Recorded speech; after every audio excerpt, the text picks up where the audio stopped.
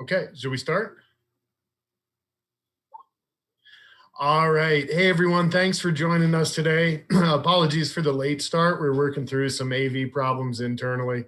You guys know how technology is. It always works great until you have someone looking over your shoulder. But today we're here to talk about the life cycle of an enterprise blockchain solution. And organizationally, how do you go from the very starting phases of a solution, wondering what is blockchain and why does it matter to my organization, my enterprise, my industry, all the way through to your first production release. So hopefully this will start to fill in a lot of the blanks. I know a lot of folks, as they get interested in blockchain, start to learn about some of the different platforms, the capabilities, but oftentimes this is the part where there are a lot of questions, and there just doesn't seem to be a lot of good information or guidance around this yet. So we wanted to take a little time today to hopefully fill in some of these blanks.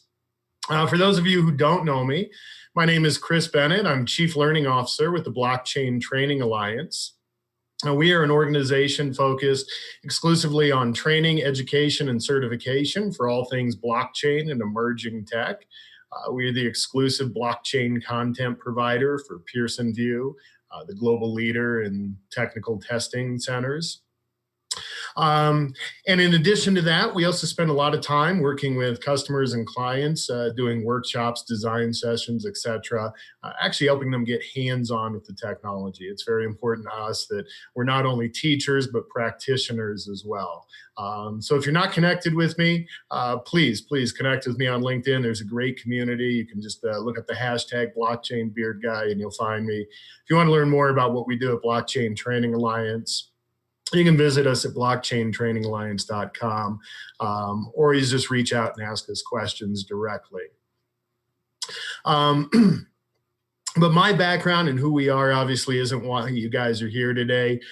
You want to learn more about the life cycle of an enterprise blockchain solution. And if we step back and look at all this at a high level, we can define an organization as really being in one of four phases. And we'll walk through each one of these, talk about some of the concerns, the activities in each phase, and what you need to do to move from that phase on to the next phase.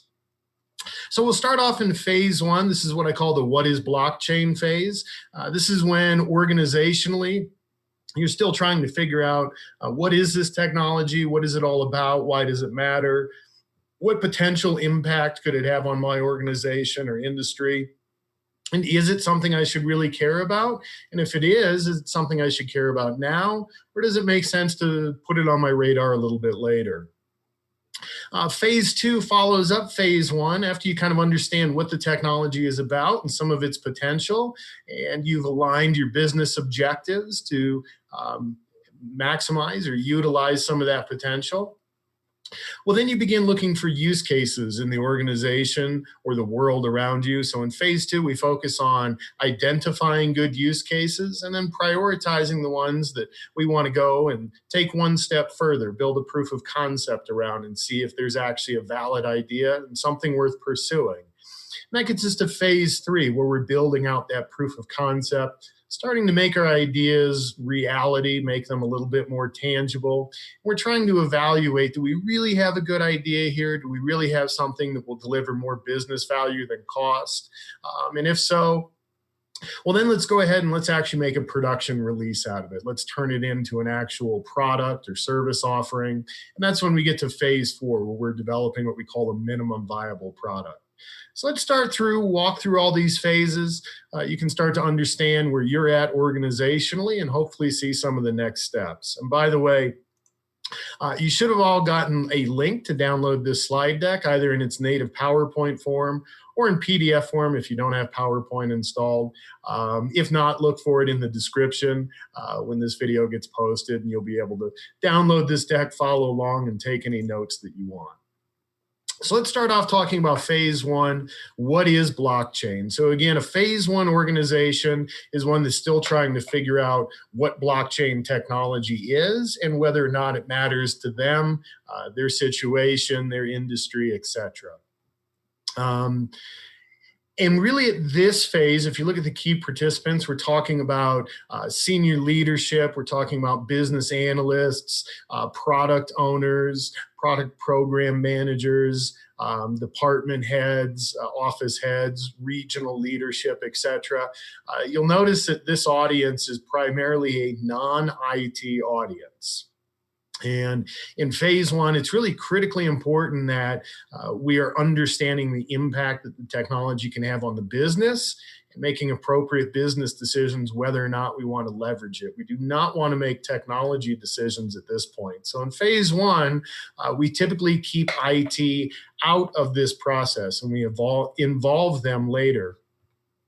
But if you're a phase one organization, you might find yourself asking some of these questions. Questions like, what is blockchain? Isn't that the same thing as Bitcoin? Why do I keep hearing so much about it? Why does it matter? Why is it significant? Is it going to have any impact on my business or on my vertical? If so, is that an immediate impact, a midterm impact, or a long-term impact? Is this a technology that can actually help me deliver enhanced value or a better customer experience to my customers? What's my plan right now for blockchain? Is it something I want to take action on immediately? Is it something I want to plan for now and take action on later? Is it something that it just makes most sense to ignore and to keep off my radar right now? Any one of those answers is a fair and valid answer as long as you've got reasonable business justification for choosing that answer. And then if blockchain is something you either want to plan for or take short-term, medium, or long-term action on, well, what are the business objectives that align with that? What is it your business is trying to accomplish? Short-term, mid-term, and long-term. So what are you trying to accomplish over the next 12 to 24 months? What are you looking to accomplish over the next 60 months? And what are you looking to accomplish 60 plus months out? And again, these are business objectives. What do we want the business to achieve? We're not talking about technology. So in this phase, what we're really trying to do is to understand the technology. We want a 101 introduction to the technology. We want to understand why it matters. Once we understand what the technology is about, a little bit about how it works and some of its high-level principles, well, then we want to look at trends and patterns in the marketplace. We want to look at real-world implementations and use cases that others are pursuing. So once we start to understand what the technology is about, the very next question that it's critical to answer is, who's actually using this technology? What are they doing with it? And what kind of value are they extracting from it? This will help us determine whether this is a technology at this point that is worth us paying more attention to organizationally, or whether it makes sense to put it on the back burner and perhaps investigate it at a later time.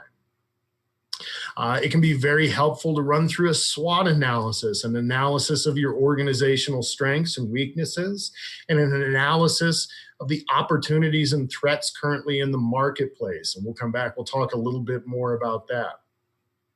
It can be helpful at this stage to conduct a series of stakeholder interviews to understand how well do critical players in your organization understand the business processes that blockchain may come in and affect, change, or automate.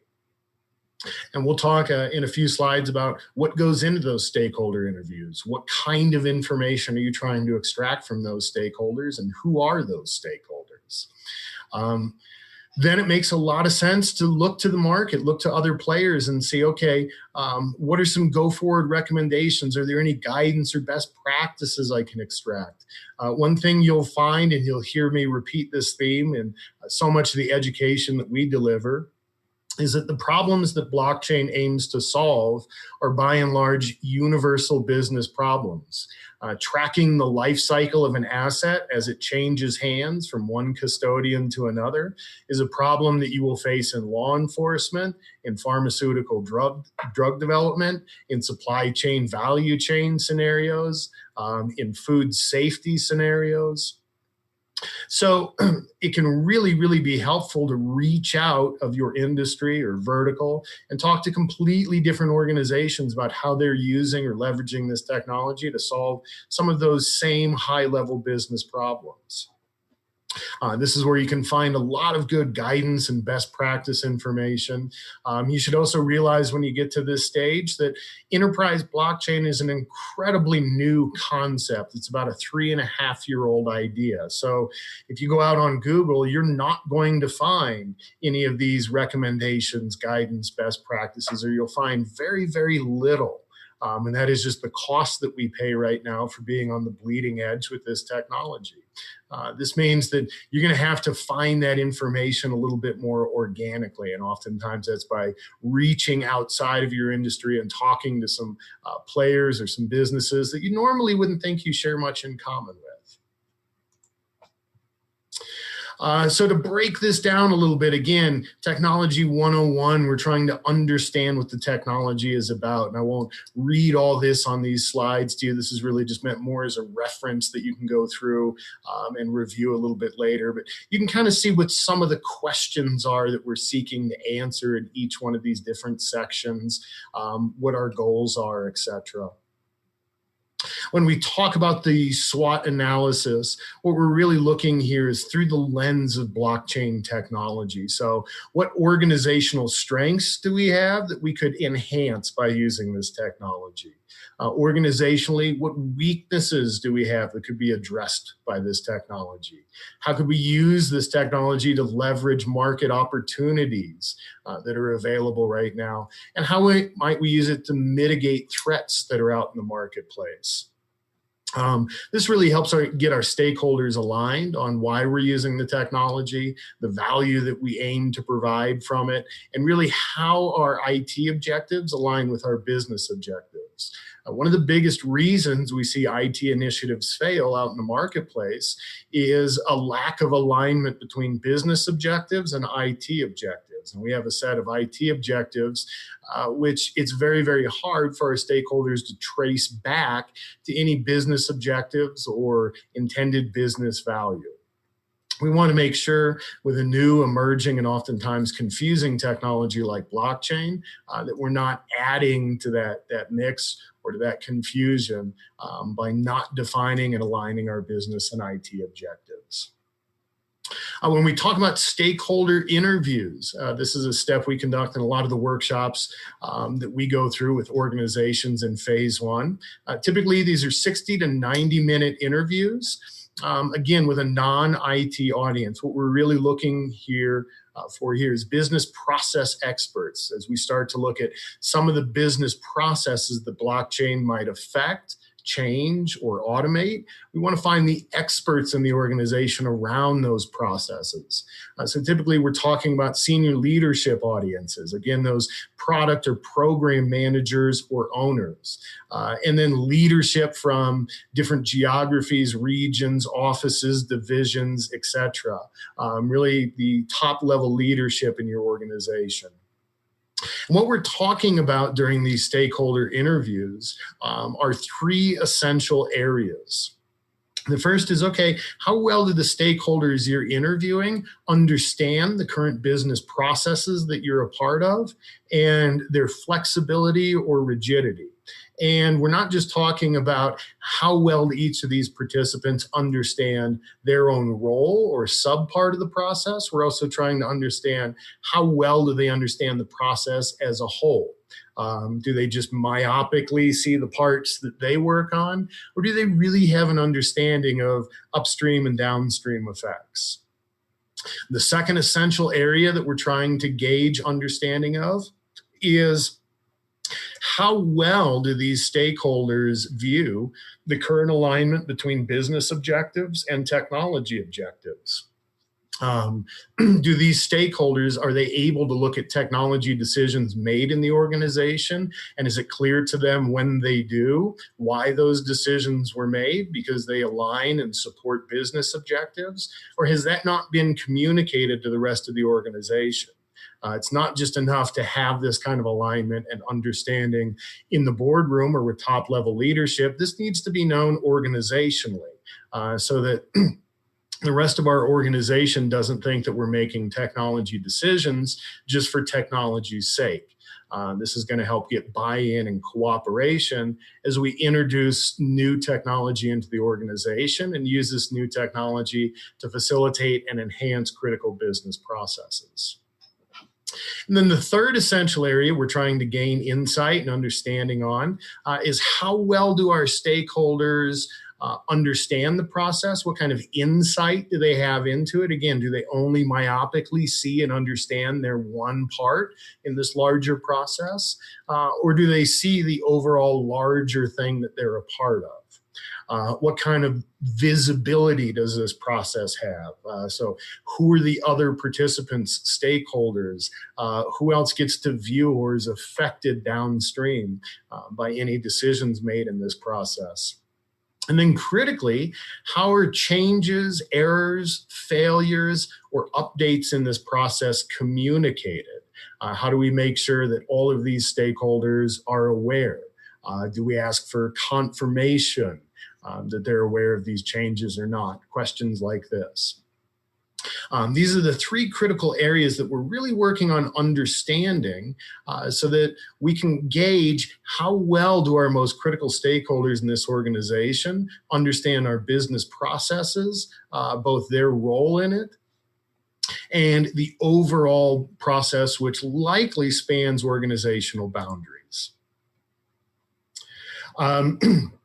Again, when you start looking for recommendation, guidance, best practices, again, think outside the box. It's great to talk to other organizations or other leaders in organizations like yours, in your vertical, in your industry and related industries, leadership at partner organizations, vendors, clients, customers, etc. But have you really thought outside the box? If you're working in law enforcement, have you really stopped to think about how fruitful a discussion with someone in supply chain or shipping and logistics might be when it comes to solving these kind of problems that blockchain aims to solve? There's some potential for some really interesting cross-pollination, and that's where the exciting things with technology always happen. So start thinking early on, if you want to pursue blockchain organizationally as a technology, how are you going to go out and start to build this consortium? Is there one already formed that you can join? Do you need to take the lead on building this? Do you want to partner up with some other organizations to collectively take the lead on building this type of consortium? And what does that membership look like, et cetera? And then finally, coming out of phase one, it's critically important to have your go forward plan. So what are we going to do now that we've done all this investigative work? This should arm us with enough information to make the decision about, is this a technology we want to pursue immediately? Is this a technology we want to pursue at a later time? Is this a technology we want to keep tabs on, but we have no plans to pursue currently? Or is this a technology which is entirely irrelevant to us and really doesn't belong on our radar at all? And then, should this decision ever be revisited? And if so, what are those criteria? How do we know when to go back and ask ourselves if we decided blockchain wasn't worth pursuing now? Is that a question we re-ask every 6 months, every 12 months, every other year? Or is that a decision we just know makes sense for the rest of time or doesn't really need to be revisited? There's no right or wrong answers in all this. Really, the critical part is finding out what the right answer for your organization is and what fits. All right, well, if you've made it through phase one, organizationally, you understand what blockchain is, you see some potential there, either in the immediate term or mid to long term. You have some business objectives which might be enhanced by leveraging blockchain technology, and you think there might be some interesting use cases in your organization or the world around you. Well, now you're an organization in phase two. And you probably find yourself asking questions like these, questions such as, what are the use cases that are around me, either in my organization or just generally in the world around me? And if I choose to pursue one of these, how does that align with and support my business objectives in the short, medium, or long term? As I start to see all these use cases, one thing you'll find as you start having the light bulb moments with blockchain is it becomes very, very, very easy to identify potential good use cases. In fact, it's easy for that pendulum to swing too far that way. And for a time, it starts to look like everything in the world can be solved with blockchain. So now that you're starting to imagine all these use cases, well, how do you evaluate and prioritize them? How do we tell if they're actually good use cases or not? And for the ones that we consider good, how do we know which ones to pursue first? What makes the most sense? We'll talk a little bit about that in a few slides. How do we translate these business requirements and needs into a technical design? In other words, how do we lead the discussion with a group of non-technical stakeholders, and what questions do we need to ask so we can be able to turn around and hand a design specification or a design document off to developers so they can go out and build this proof of concept? How do we iteratively develop a proof of concept? Do agile development methodologies still make sense in a world of blockchain? We'll talk about that. How do I know when to end a proof of concept? This is a trap many organizations fall into. They don't bother to define the exit criteria for this proof of concept development stage. And as a result, they get stuck in this endless loop of POC iteration, never truly moving closer to a production release. So we'll talk about some critical things to keep in mind and why it's so important to define the stage gate exit criteria at the beginning of this phase. And then finally, we're building out this POC to understand, does our solution idea make sense? Is it really going to add value? Is it worth taking on the cost? Well, how do we make the decision at the end of this process once we built out that POC to understand, does it make sense to go forward and actually mature this into a production release? Or does this idea not quite deliver enough value and is something we shouldn't pursue at this time? So again, in some of our objectives in this phase, we're trying to identify good potential use cases, prioritize their development. We want to develop what we call guiding principles for our solution, which just ensures alignment with our business objectives. We'll talk about this in a few slides, but you can think of those guiding principles as being your North Star in a solution, so that as you get into the details, you constantly have something you can reference back and make sure that you haven't lost your way, that you're still on the same path. This, again, is another area that can doom a lot of custom development initiatives or custom projects, which is you set off to go build a solution for A, and by the time you look up, you've delivered a solution for B.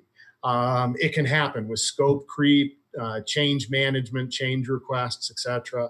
So defining your guiding principles right up front can be a really, really good way to ensure that you don't find yourself falling into that trap. We'll talk about, after those guiding principles are defined, the levels of detail and granularity that it's good to go through to extract technical requirements from your business requirements. We'll talk about exercises that you can go through for mapping out your platform choices. So we decided that blockchain is a good technology to use to solve this problem, but why did we make the decision to use Ethereum over Corda? Why did we make the decision to use Hyperledger Fabric over JP Morgan's Quorum? It's important to be able to not only know how to make those decisions, but then justify those decisions later on to your leadership team. How do we define that technical solution architecture so we can give our developers something to build? And then finally, how do we develop that product backlog, that wish list of everything the POC or perhaps eventual MVP should have in it?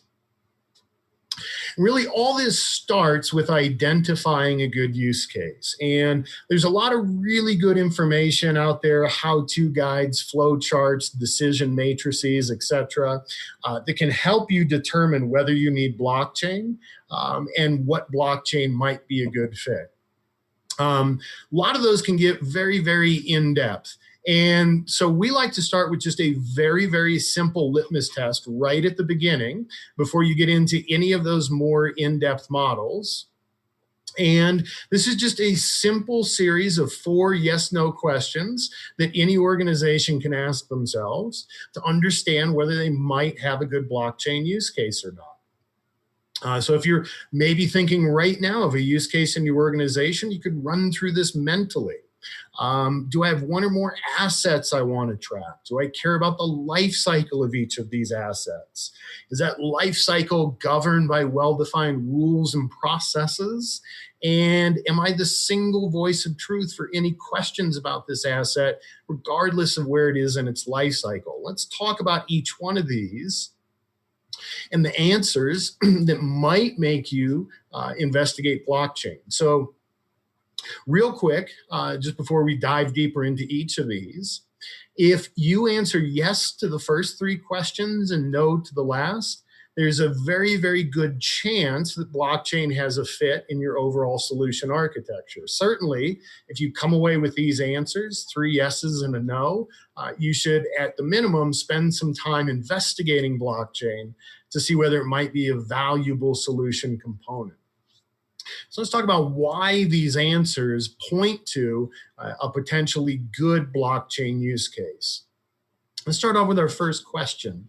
Do I have one or more assets I want to track? In other words, do I have one or more things that I care about, that I want to track, that I want to follow the life cycle of? In blockchain terms, we call these assets, and these assets can be tangible or intangible. An asset could be a vehicle that General Motors produces and that rolls out of its factory. An asset could also be a piece of intellectual property, a patent grant, a copyright. An asset could be a share of stock or ownership in some type of real world entity. So when we talk about assets, we can say things like Bitcoin, digital media, food products that you see on your grocery store shelves, intellectual property and usage on a platform can all be thought of as an asset in blockchain terms. So when you ask yourself, do I have one or more assets I want to track? Well, if your answer is yes, well, having a shared, permanent, unalterable ledger of events that affect that asset, that are able to tell the story of the life cycle of that asset, is probably going to be a solution component that adds value. If you're not trying to track any assets, well, then you're likely trying to solve a very different type of business problem. If your objective is simply to create an easier and more efficient way for your employees to send instant messages to each other while they're out in the field, that's a very, very valid business concern. However, it's not one that blockchain is likely to help address. Second question, all right, we know we have one or more assets that we care about. Do we care about the evolution or the life cycle? Do we care about the history of that asset? In other words, is it just enough to know the current state at any time about that asset? Or do you also need to see its history and how it got from start to where it is now? If you don't care about the life cycle or the history of an asset, there's a very, very good chance that a conventional database is going to suit your needs much better than blockchain. They're simpler, they're an older, more mature technology. There's a much larger and more diverse knowledge base. You will find a litany of how-to, guidances, best practices, recommendations, patterns and anti-patterns, etc. So if all you're after is just the current state, use a database. That's really what they're designed for. If you care about that history, well, again, having that permanent ledger where all we can do is append gives us that version history. Oftentimes, this takes extra steps or consideration in the database world. And on many database platforms, there's no guarantee that we're capturing absolutely all of our transactions. Many database platforms prioritize being able to quickly store and query large volumes of data over having 100% transaction resolution. There's a great link towards the end of this deck that I'll point you to that explains that problem in a lot more detail. Question number 3. So these assets that I care about, do they evolve randomly? Or is their life cycle and evolution governed by a set of well-defined rules and processes? Most of the assets that we work with in the business world are governed by some kind of process or rule set. For example, if we said the asset that we care about are expense reports that our field employees submit, we might have a rule in that process that says an expense report can never have a status of paid before it's had a status of submitted. That wouldn't make any sense. Again, most of the assets that we work with have at least a cursory rule set or governing framework in place. Well, if they do, if there is some kind of well-defined process or set of rules that these assets mature by, well, then smart contracts and the ability to codify and automate the business processes which govern those assets can probably add a lot of value to your overall solution architecture. However, if you're not worried about enforcing these rules, or if there just aren't any rules or processes in place which govern the life cycle of these assets, chances are you're really just looking to capture data about these assets. You're not looking to take any action on it. You're not really concerned with blockchain stepping in and being that workflow or BPA, BPM solution. So chances are you get a lot more value using some kind of centralized technology, such as a conventional database, perhaps a NoSQL database, or even other decentralized content storage technologies, such as storage.io or IPFS. And then finally, and perhaps most critically of these 4 questions, are you the single voice of truth for any questions about this asset? In other words, as this asset moves throughout its life cycle from start to end, can you answer every single question that may come up about it authoritatively? Most of the time, with most of the assets that we work with in the business world, we're only custodians of that asset for a certain point in time. Think about a smartphone manufacturer and how they get their device into your hands. That device is designed by a company like Apple or Samsung. It's then manufactured in a factory, which most of the time is not owned or operated by that device manufacturer. So Apple, for example, uses a company called Foxconn to assemble all of their phones. That phone then leaves the factory and it's picked up by a shipping company where it's taken to a port, loaded onto a shipping container, shipped all over the world, received in local markets, picked up by another logistics company, delivered to a retail store where you can finally go in and purchase that awesome new phone of your dreams.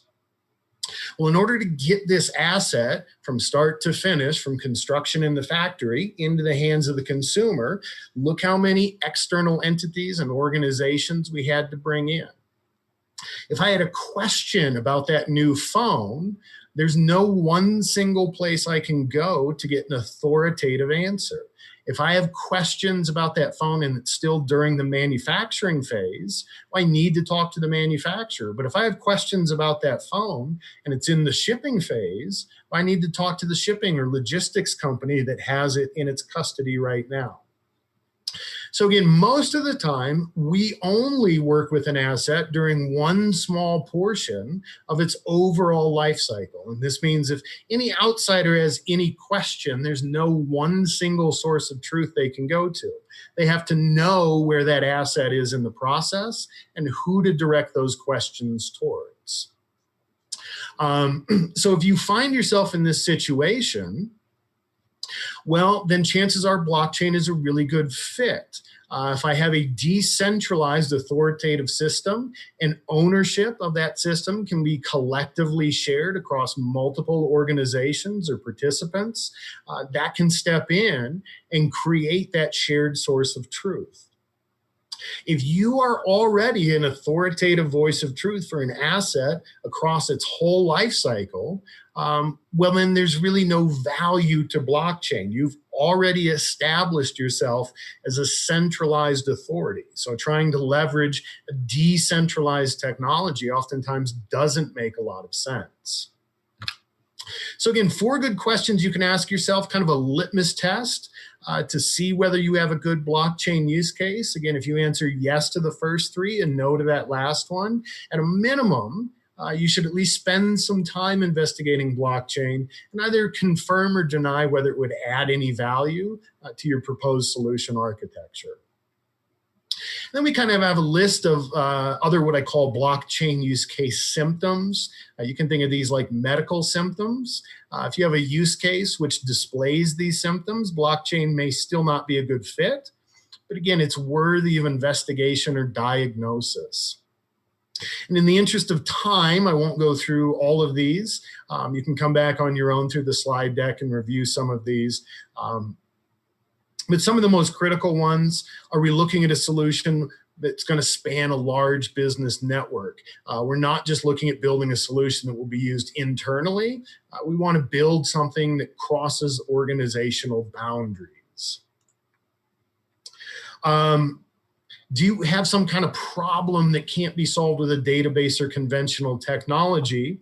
And is the reason that can't be solved because of some kind of non-technical problem, human or political problem? Oftentimes, as you're prioritizing and identifying use cases, if there are folks from a technical background involved in the discussion, it is not uncommon for them at some point to raise their hand and go, hey, everyone, why are we talking about blockchain? All of this could be solved or addressed with a database or conventional technology. Typically, what they mean is that technically speaking, conventional technology could be used. The great follow-up question to that is to ask, okay, if a database or conventional technology could address this problem, why haven't we addressed it yet? And very often you'll find the answer to that why haven't we done it yet question is a non-technical answer. Yes, we could address this with a database, but it's a solution that needs to span organizational boundaries. Which one of those organizations is going to own and administer and control that database? Just one example of one of those non-technical barriers to implementation. Again, go back, review those. There's some good symptoms you should be aware of. But our goal at this step is to identify somewhere between 1 and 3 good use cases. We really want to keep it small here. It's easy to let the pendulum swing the other way and sit down for an hour and brainstorm 100 different blockchain use cases at your company. You really want to try and keep that focused. So just look for 2 to 3 really good juicy ideas that we can then go and prioritize. And how these use cases are prioritized is going to depend on your organization, your culture, your skill set, your appetite for risk, your willingness to adopt new technology. And so there's no one-size-fits-all methodology for prioritizing these, but some questions you want to ask yourself along the way. Of all these use cases we're talking about, which one's going to deliver the most business value? Which one is going to alleviate the most pain? Conversely, which one of these is going to create the most pain? Which one of these is going to be the most difficult to implement? Which one of these might be the simplest problem to solve, either from a business standpoint or a technical implementation standpoint? These are all different questions you want to ask so that you can weigh the answers against each other. Maybe we have one use case which, if we built a solution against, would deliver a ton of business value, but it's going to be a very difficult use case to start with. And so we want to start with some lower hanging fruit and get our feet wet with the technology before we pursue this thing that'll really deliver a lot of business value. Well, that's a decision only your organization can make, and it's going to be different from your organization to another organization. I mentioned earlier at this point, it's critically important to develop guiding principles. These are the North Stars that you're going to use. These are things such as, hey, in a blockchain solution, we can either record the events that happen, or we can try and be prescriptive. We can try and tell people what the next event or step should be. So one good guiding principle question when it comes to blockchain is, hey, am I trying to automate and control a process? Or am I letting other systems or participants be in control, and I'm just recording and documenting what's happening? There's some very, very good general level guiding principle questions you can ask yourselves, which we cover in a lot of our workshops or classes. So reach out to me if you want to have a larger discussion or a more in-depth discussion about defining guiding principles. But this is something that I personally recommend on any kind of custom solution development initiative, not just something in which blockchain is a component.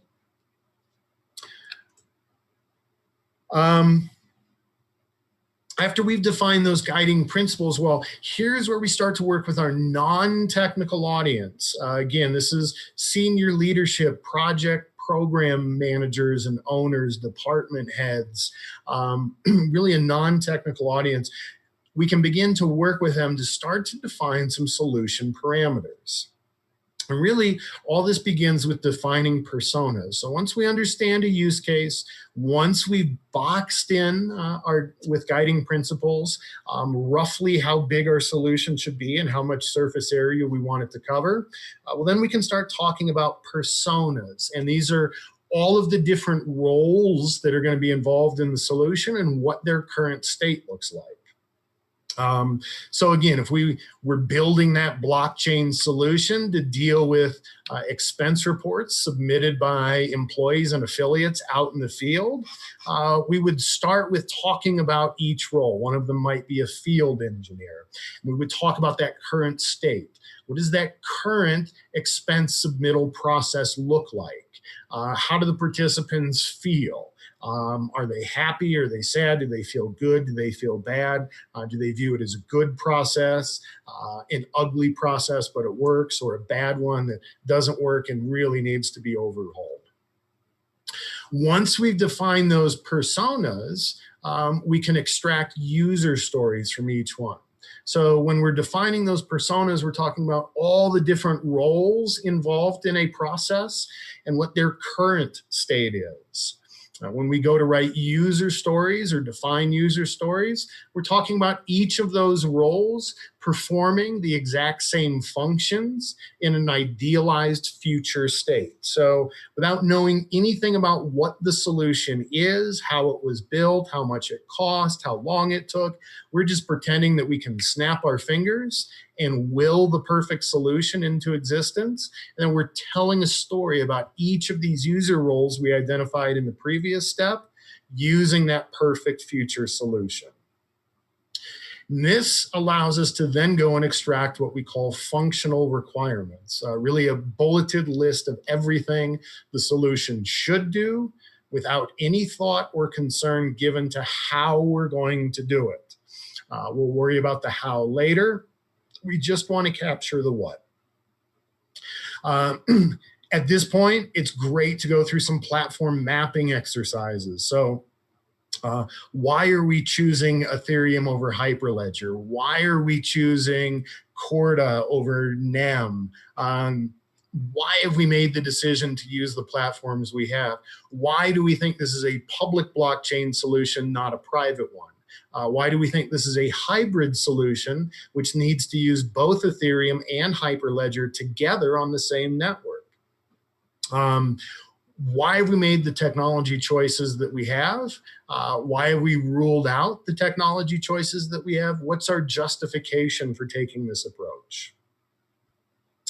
At this point, we'll go ahead and we'll pivot. We'll say goodbye to that business audience. We'll bring in our solution architects and our developers. We'll bring in our IT team, and we'll review those functional requirements, all the what's that our solution should do. And now we're going to have a conversation about how do we actually implement each of these? What's going to be involved? Is this something we can do? Do we need to involve other components, skill sets, vendors, etc.? Now, this gives us enough information to develop what we call a product backlog. And certainly there is no requirement as you develop any solution, even a blockchain solution, that you work in an agile format. If you want to take a conventional waterfall approach, or you like managing to a different methodology, by and large, that's okay.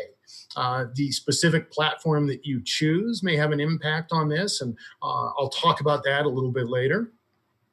But really at this point, you can start to develop that backlog if you're an agile shop. This is where we prioritize our list of features and functions. We ask our non-technical stakeholder audience to review those, to provide input on prioritization, etc. And this gives us a list of everything we want the solution to do, the priority in which we want to develop those features and functions. So now we start to have a game plan as we go forward into phase 3, where we actually get hands-on with the technology and start to build out a proof of concept. So some critical things to keep in mind when you're building a proof of concept. You can really think of a proof of concept as standing up a movie set. Imagine that you're a director and you've been hired to make an old Western film. Well, if that's the case, you're very, very likely going to build a set like you see here in this slide. You're not going to go out to the desert and build an entire town from scratch so you can film this movie. You're just going to build enough of a simulation to be able to tell that convincing story. The saloon doesn't actually have to be a real building. We can just use a prop, because when we film it from the front, no one watching the movie is going to know the difference. So remember, when you're building that POC, we're just standing up a movie set. We're not building the actual town. We just want to build enough to tell a convincing story about our solution. We just want to give our stakeholders enough so that they can decide whether there's something there they like or not. If all our stakeholders go see that movie and they fall in love with that town, well, then we can have a discussion about what it would take to actually build it for real. Another good idea to keep in mind as you're going through POC construction, just assume right from the beginning that anything you do during this phase will not be reusable, that every single line of code you write, you're going to throw away, and you're going to rewrite or re-implement when you get to the MVP phase. Now, this isn't always the truth, but if you go into the POC phase with this assumption, this helps you not get stuck here. If you understand that everything you're doing in this phase is potentially disposable and cannot be reused, well, then that puts a lot more pressure on you and your team internally to focus on that go, no-go decision for moving forward with an MVP, for defining what that stage gate exit criteria looks like to leave that POC stage. So yeah, just again, 2 important things to keep in mind. You're building a movie set, and just like a movie set, if we want to turn that movie set into the real Old West town, we're really not going to reuse any of the work we put into it. We're going to use that set as a guide and a reference, but we're not going to be able to directly reuse much, if any, of that work. Some good things to keep in mind as you go into phase 3. There are 2 ways to start a blockchain project. And this is all based on the idea that blockchain works best when you're sharing the solutions with other participants, other organizations.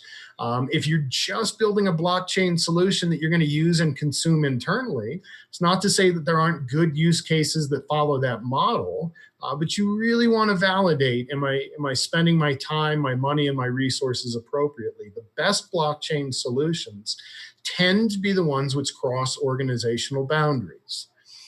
And so this means as you're starting a new initiative, as you're working on this POC, you can take one of 2 approaches. You can say, you know what?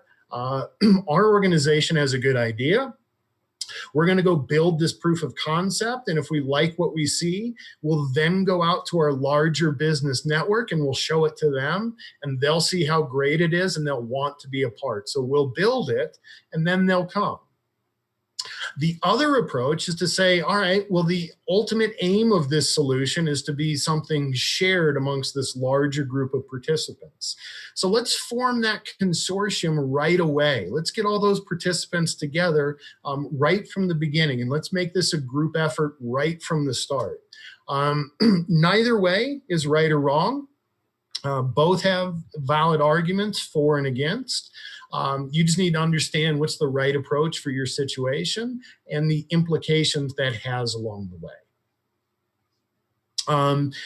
And remember, a POC, again, we're just building that movie set. It does not have to be real. It does not have to be fully functional. If you have a step in your business process where you update a record in your ERP system, well, chances are when you're building that out in your proof of concept, you're not actually connecting to your live production ERP system. You're probably not connecting to anything external. You're probably just simulating that. You're probably showing the dialog box to the user that says record successfully added to JD Edwards with identifier ABC123. But you're not actually building that integration. So it's very, very important at this early stage of POC construction to define those boundaries. What will this POC actually do? What is it going to pretend to do? And then what will it not do? We'll either talk to, or it's just completely outside the scope of building this proof of concept. Again, defining this right up front prevents you from coming to your stakeholder audience with a POC and getting criticism or feedback because it's pretending to do something or it's not doing something. If we define those right up front, we get everyone on the same page, and it helps our audience understand that they're really just looking at that movie set. In this phase, it's very important to document your design decisions. Typically, we capture this in what we call a solution design document, but this can take any format that works for you. If you don't like having a long form Word document and capturing all that on an Excel spreadsheet or capturing it in a PowerPoint slide deck works better for your organizational culture, then please do it that way. But I do have a proposed outline, some of the major areas that we make sure to touch on when we deliver a design document to a customer or client, and you'll see those spelled out in the coming slides. At this phase, we also take that product backlog that we created at the end of phase 2, and we start to turn that into a sprint plan.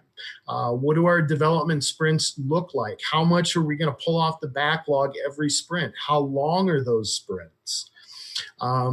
What skill set do we need involved for each sprint, et cetera. So now we can start to go back to our stakeholder audience with much more concrete and realistic estimates on time, duration, and skill sets required to build out this POC.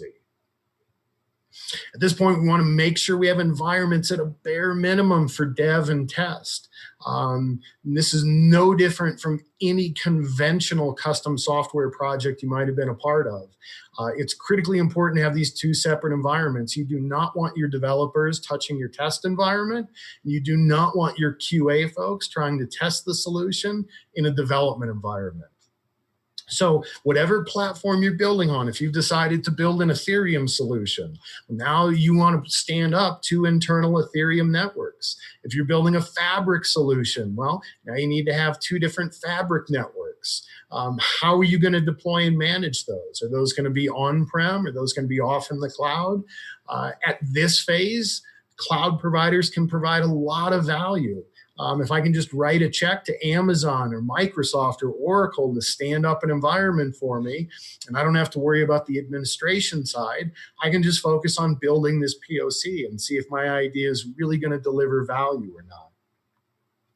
And again, there's no right development methodology, but you'll find that I'm a big fan of an agile methodology.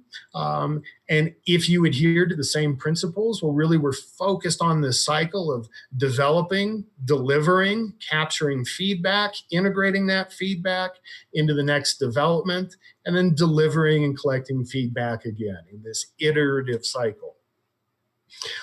This iteration provides a lot of benefit, but it's also what makes it so easy to get stuck in this phase of POC development, to keep iterating one more version, one more version, one more version. A lot of times this comes because our stakeholders are under the belief that that work is going to be able to be reused or leveraged again, and that's not always true. That's why I call out as such a critical recommendation at the beginning of this section that you look at all the work you do in this phase as disposable. Take that worst case scenario approach. And that can start to add a little extra importance to defining these exit criteria. And at the end of each sprint, reviewing those exit criteria to see if it really makes sense to go through another POC development iteration, or whether it's time to stop and view this thing as an MVP and change our development approach a little bit. So I promised you an outline of what that solution design document looks like. Again, there's a lot of things missing from this outline you may want to include in yours. I just kind of view these as an absolute bare minimum.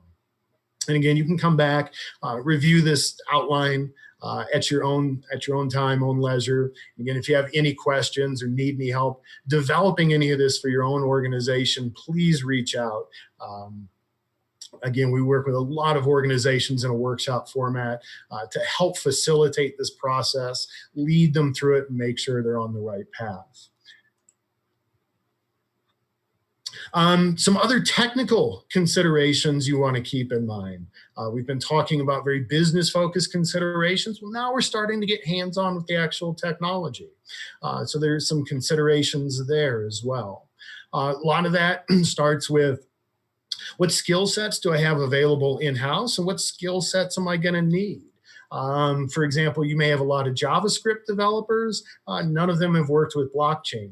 But if I can leverage a blockchain platform where smart contracts are written in JavaScript or a similar language, well, then maybe the on-ramp isn't as bad. So then do I have bandwidth to take these resources off of their current workload and get them focused on learning this new technology?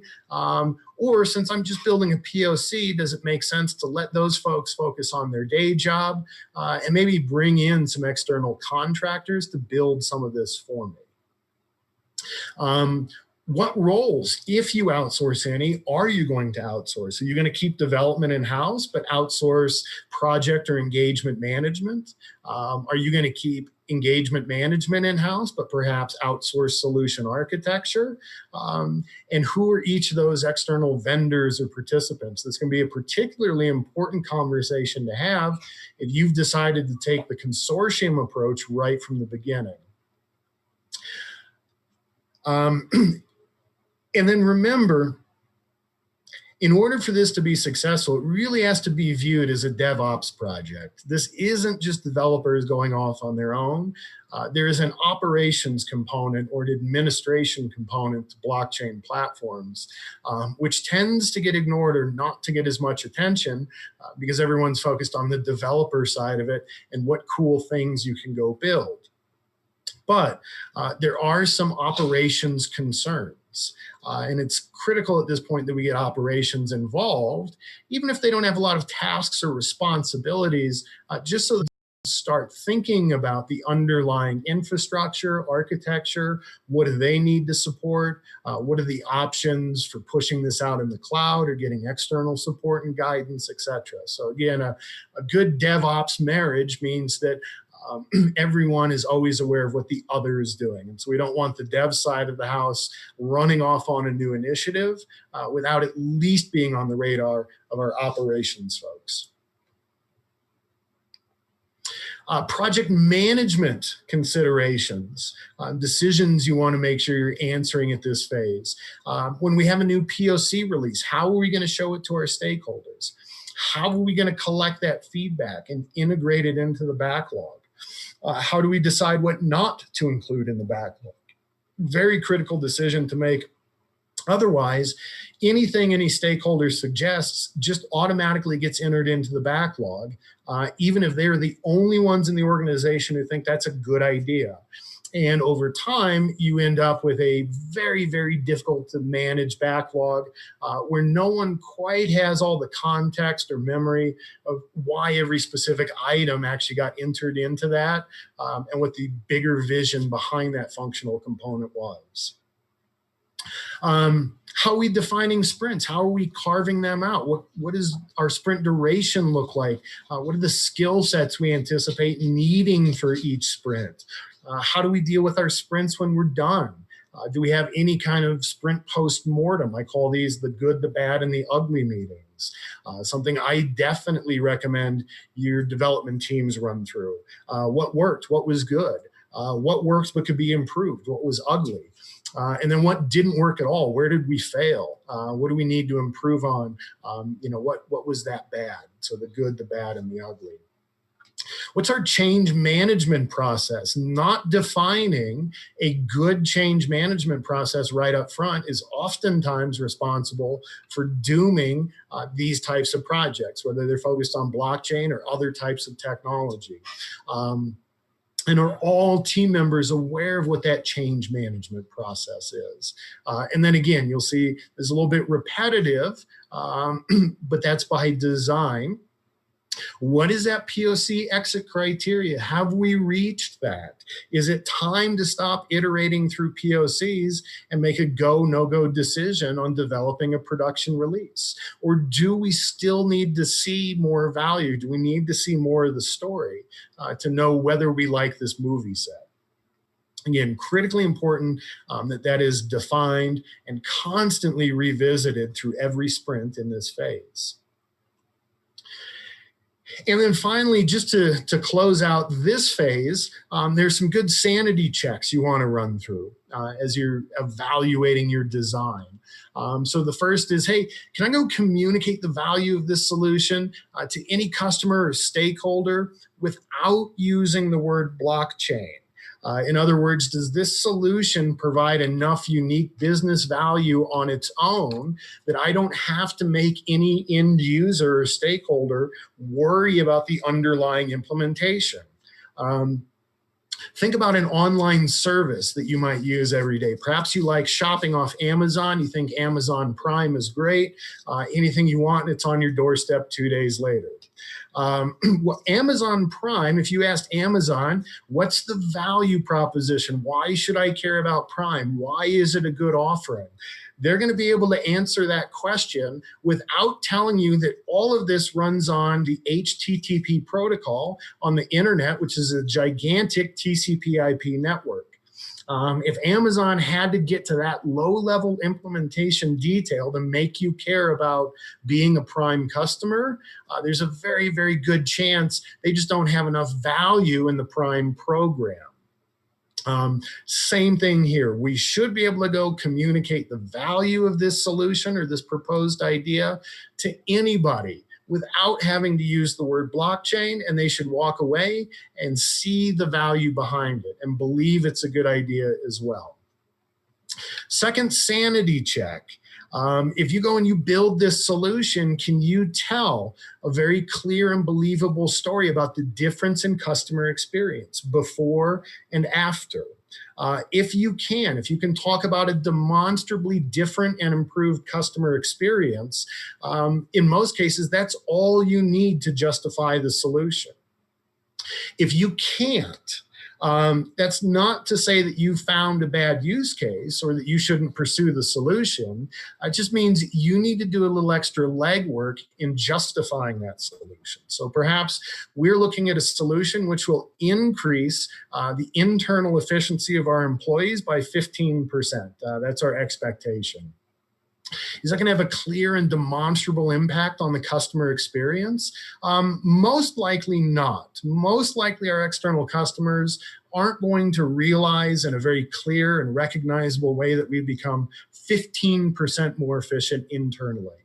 You can still build a good justification for developing a solution that does that. All we're saying with this question is if you can't directly relate what you're doing back to a better customer experience, then you have a little homework to come up with additional justification for this solution.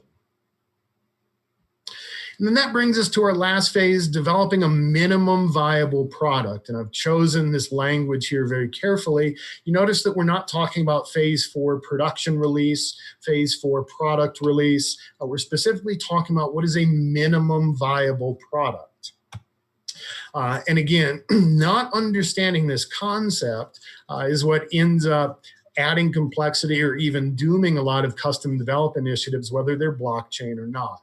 When we talk about a minimum viable product, we're talking about something that meets these 3 criteria. Number 1, it is a complete and usable product at each and every release. Number 2, delivers something of clear business value each and every release. And each release incrementally adds more value. And I really like this graphic here on this slide. If you pull down the PowerPoint version of this deck, you'll see the link to the original article where this came from, and it's a very, very good overview of this MVP concept. But if you look at this image, right, what we're saying is, what is the problem we want to solve here? This person needs transportation. They need to get somewhere. They don't necessarily need a car. So if we look at what we're doing up here at the top, we start off with 1 wheel, and then we go to 4 wheels and a chassis. We still don't have a usable product, but we're iterating towards this final version. However, this person doesn't actually get to go anywhere until the very last step in this process, until everything is complete. So we are not delivering a complete and usable product at every release. The product isn't usable until the very last release. We're not delivering something of value at each release because, again, this thing isn't usable until the end. And we're not adding more value with each release. But if we look at this scenario on the bottom, we want to go somewhere. Okay, start with a skateboard. It's not ideal, but it's better than walking. Then you'll go from that skateboard to a scooter. It's not ideal, but it's better than a skateboard. You go from that scooter to a bicycle. So at each step along the way, we're delivering something that is complete and usable. We're delivering something that adds value to the user experience. And we're incrementally building upon that with each release. And you can see the longest running and most successful software projects or packages have followed this exact same paradigm. You can look at Microsoft Excel, 2 different screenshots here. Microsoft Excel circa 1992. The actual product itself goes back to 1985. So this is Excel running on DOS. And then in the right, you can see Excel Online running through the browser here in 2019. Each of these versions and every one in between them was complete and usable. I did not have to wait until 2019 to build a spreadsheet. I could do that back in 1992. I didn't have as many bells and whistles. You'll see I didn't have the ability to create that nice multicolored, very attractive bar chart. I was just limited to a text-only interface. But I could still build a spreadsheet, define formulas, have dynamic calculations performed. So Microsoft delivered a complete and usable product at every release. Every version delivered business value, and every version incremented upon the business value delivered before. So just keep in mind, as you're building an MVP, don't take this top approach, take the bottom approach. Some considerations as you're developing an MVP. In general, adding blockchain into the mix, bringing blockchain into your overall solutions architecture doesn't substantially change much of the development process. If you're a shop that believes in an agile development methodology, we'll keep on using agile. If you're a waterfall shop, you can make that work with blockchain too. If you have a really, really good process that works well for you for source code managing, managing check-ins, checkouts, versions, forks, branches, etc., keep using that same source code management system. You'll find that blockchain doesn't substantially change much. And there is one area where this is not true, and you really want to pay attention to. And that is, if you've made the decision to use any platform where your smart contracts are stored directly on chain or on the ledger, and you adhere to an agile development methodology, you really need to think twice. Some platforms, for example, Hyperledger Fabric, store their smart contracts off-chain. So if I need to update or delete a smart contract, I do that. I do that in mutable storage. Other platforms like Ethereum only have one storage location, and that is on-chain or on the ledger. That means my smart contract releases cannot be updated or deleted. I can only add new releases. Well, this can create a lot of problems. And if your overall development methodology is to release with a frequent cadence, and you're releasing onto a platform where your old work can't be updated in place, you really kind of created an administration headache for yourself. So that's one area where this rule really doesn't hold up. But outside of that, all your time-tested classic development and delivery principles are still going to work in the new world of blockchain. During this MVP process, what is that change management process? Again, this is something critical to have defined before you start development. Not defining this or not defining this to a sufficient resolution is cause for failure on many custom initiatives, not just blockchain ones. This is even more critical to define if you're taking this consortium approach. It doesn't make sense if you've decided to collectively form a group or consortium to collectively design and develop this solution, that your single organization or any single participant should be able to go off and define what change management looks like for the whole solution. So it's really important to understand, what is this change management process? And what happens if we have conflicting changes that are submitted all at once? How do we define which change we want to accept? Again, if you're taking this consortium approach, very important that you define this right up front. How are new releases managed? So how are you going to manage changes, upgrades, new versions, etc.? When you release, how is that release going to be communicated to your end users, your stakeholders, product owners? Is there any kind of sign-off process? If you need to roll back or revert a release, how do you do that? When a new release comes out, you still support old versions, and under what circumstances? A lot of just general questions that tend oftentimes not to get answered as we go into this phase, and creates problems later.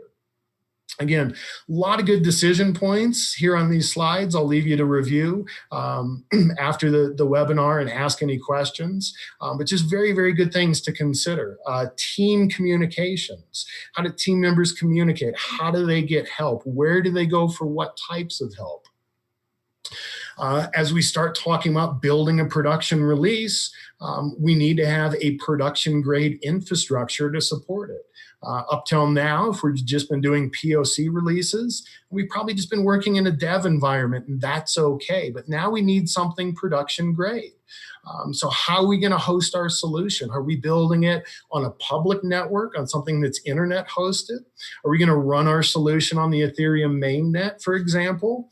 Are we running our solution on-prem, downstairs in our server room? Are we bringing in a cloud provider to host this solution for us, but we're doing it through a virtual private network, virtual cloud network? In other words, we're bringing cloud resources in behind our firewall and treating them as on-prem assets. Or are we truly putting this out in the cloud and having it hosted outside our firewall? Again, if this is a solution that is going to cross organizational boundaries, these are good conversations to have right up front.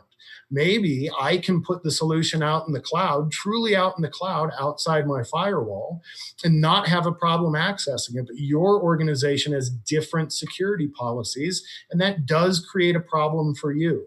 Well, how do we find some common ground, a workable solution? How do you manage identity in your organization? critical question to consider if you're thinking about any kind of permission solution or solution where identity is a critical component. And these are very good questions to ask, especially in the consortium approach, because a chain is only as strong as its weakest link.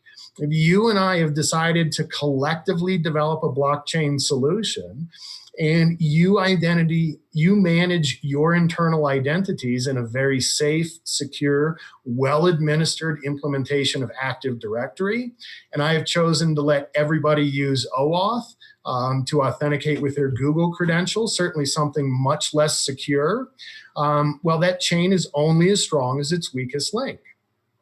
And so that means that if you have a very insecure or relatively insecure identity management solution, all the work that I've done to build a secure identity management solution is going to be for naught. So keep that in mind. Critical questions to be having as you're taking this consortium approach.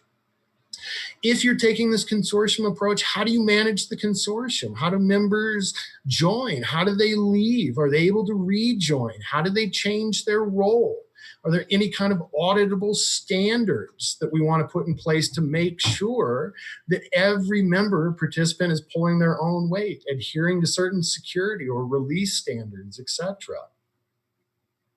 And then finally, just to close out, some other considerations to keep in mind throughout all of these phases, which don't really cleanly fit into any one of these four buckets. The first one has to do with Ethereum. This is something that is overlooked all the time. And when we start talking about enterprise blockchain solutions, this tends to be a platform that gets overlooked because when people think of Ethereum, they tend to think of the Ethereum mainnet, the Ethereum that runs out on the internet. But understand that Ethereum is not a product. It is not an endpoint solution. It is a protocol, just like HTTP. And so if you think about it, we use the same technology or the same protocol, HTTP, to run the public internet that anybody can get on, as well as run your corporate intranet, which only people behind your corporate firewall have access to. We don't change the underlying technology or protocol. The only difference is the size of the network that that protocol runs on. Well, Ethereum is a protocol, so it fits into the same model. We're used to talking about Ethereum as a public offering, as an internet, but you can also stand up one-to-many Ethereum networks behind your firewall as well. You can create your own Ethereum intranets if that adds value. And this can create a really interesting middle ground in solution architecture between conventional technology and something like the Hyperledger suite, which adds a lot of complexity. If you just need a relatively private blockchain, but once someone is authenticated behind the firewall, there aren't too many security considerations. You just want to have an immutable ledger. Think about using Ethereum in this manner. And you can learn a lot. You'll see the link at the bottom of this slide from the Enterprise Ethereum Alliance. They're a group that really focuses on enterprise use cases for Ethereum. So if you want to dig in, learn a little bit more, see what they're up to. But this is one area that really tends to get overlooked. Other considerations are just overlooked use cases. One very, very difficult thing to do is to persist the state of your business objects as they cross different line of business systems. And this is even harder to do when those line of business systems cross organizational boundaries. So let's say that you're a manufacturer and you don't directly sell the items that you manufacture. I'm a reseller and I go out and I resell them for you. You just work on fulfilling the order. Well, if I just closed a big order and I'm a sales rep, chances are I'm going to go indicate that in my internal CRM system. There's going to be a corresponding order object, most likely that's already in your ERP system. How does my CRM system synchronize the state of that business object to your ERP system so you know to go ahead and start manufacturing the items to fulfill this large order that I just closed? This can be a very, very difficult thing to do. And this can be difficult to do with conventional technology, especially with databases, because again, many database platforms don't offer full transaction resolution. They're willing to drop a transaction or two in order to be able to rapidly store and query gigantic volumes of data. Blockchain is certainly not good at storing or querying large volumes of data, but what blockchain does give you is near 100% transaction resolution. If you want to learn more about this approach, great article here at the bottom of the slide. Recommend you follow that link. Very, very quick read. Dives a little bit deeper into this. And then finally, there's a lot of confusion, especially on the technical side, about where exactly is the boundary between a database and a blockchain. Why would I use one over the other? And a lot of people are making the mistake that you have to choose one or the other. This is a database versus blockchain question. Really, they are two very, very different tools that you have in your toolbox.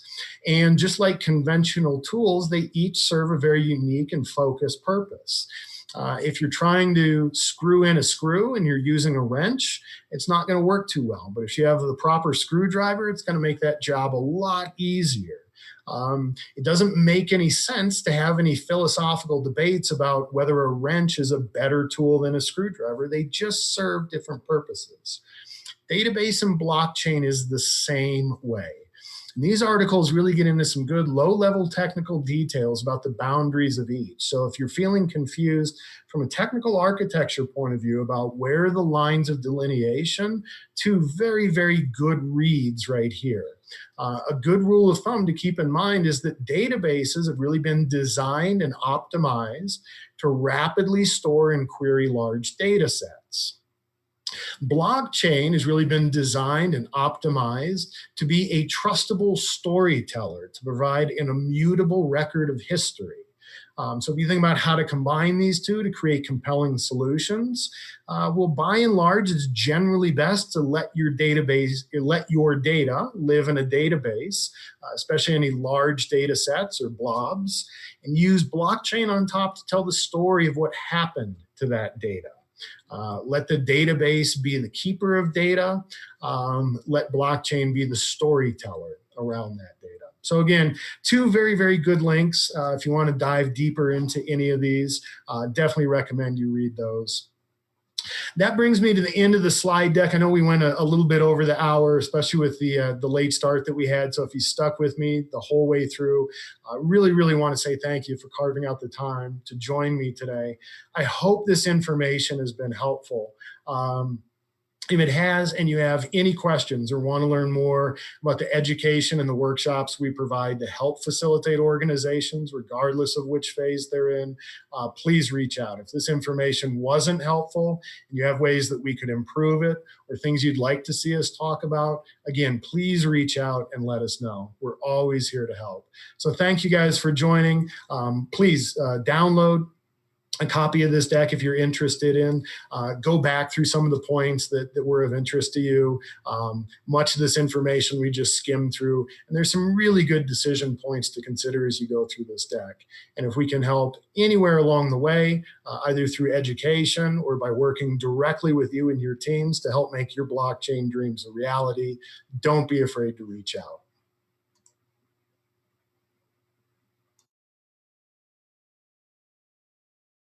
Are you looking to become a certified blockchain solution architect, but you just can't attend one of Blockchain Training Alliance's live 3-day trainings? We have great news for you. Blockchain Solution Architect training is now available on demand. No matter where you are in the world, you can now learn on your own time, at your own pace. This self-paced course is taught by BTA's Chief Learning Officer and lead instructor, Kris Bennett. Hello and welcome to the Blockchain Training Alliance's course on blockchain architecture. My name is Kris Bennett. I'll be your instructor. Over the coming hours, we're going to start from the very basics of blockchain and walk you through everything you need to know to start identifying good use cases in the world around you and building compelling blockchain solutions. With 60 days of access, a course study guide, an exam voucher all included. Our on-demand package is all you need to get certified. Enroll today by visiting blockchaintrainingalliance.com. Hi guys, it's Ken with the Blockchain Training Alliance, and I'm here to tell you about some major developments that we made in Hyperledger Fabric. We've written a lab guide that teaches you how to go from zero to hero using composer development. This teaches you how to write model files, create transaction processors, write permissions files, and also queries. We don't stop there. We teach you how to package up the business network and deploy it to a REST server. And then we teach you how to secure it using OAuth. And at the very end, we tell you to throw everything away, and we give you a capstone project on how to create a business network from scratch. So if you're interested, go ahead and click the button below.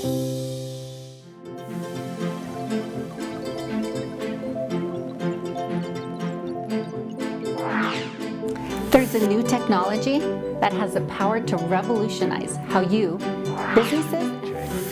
When you hear about blockchain, you probably think of new, high emerging tech. You really don't. Let's start by understanding why we even need to have an identity on the blockchain. It's really important to have blind, but it's also important to be able to have share weighted. When a transaction is conducted, it's posted across tens of thousands of computers. Permissionless blockchains. We can talk about some of the differences and what each different type of platform. This allows blockchain to serve as a truly reliable storage of public records and transactions. We all carry the internet in our pocket. We can transfer money at the touch of a button. So now, in this exciting time in history, every kind of asset from In traditional cybersecurity that we're all used to, we're very perimeter. Let's go ahead and define that. Let's talk about what blockchain is.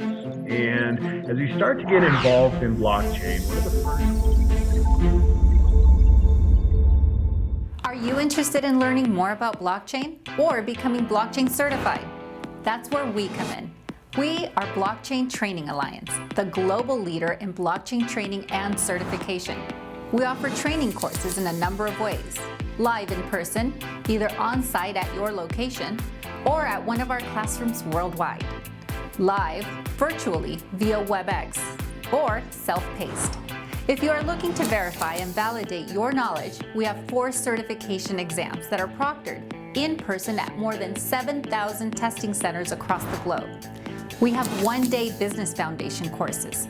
And if that's not deep enough for you, we have a 3-day blockchain solution architect course. For developers, we have hands-on Ethereum and Hyperledger courses.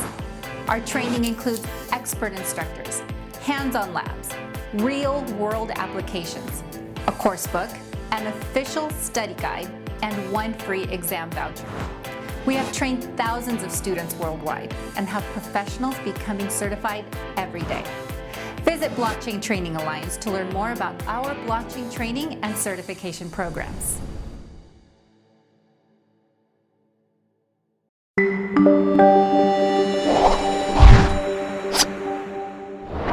There's a crazy amount of information being put out about blockchain on a daily basis. But when it comes to blockchain education and certification, Blockchain Training Alliance has become the clearly trusted source for individuals and organizations. With all that noise out there, it can be pretty tough to understand this technology or the implications it might have on your business.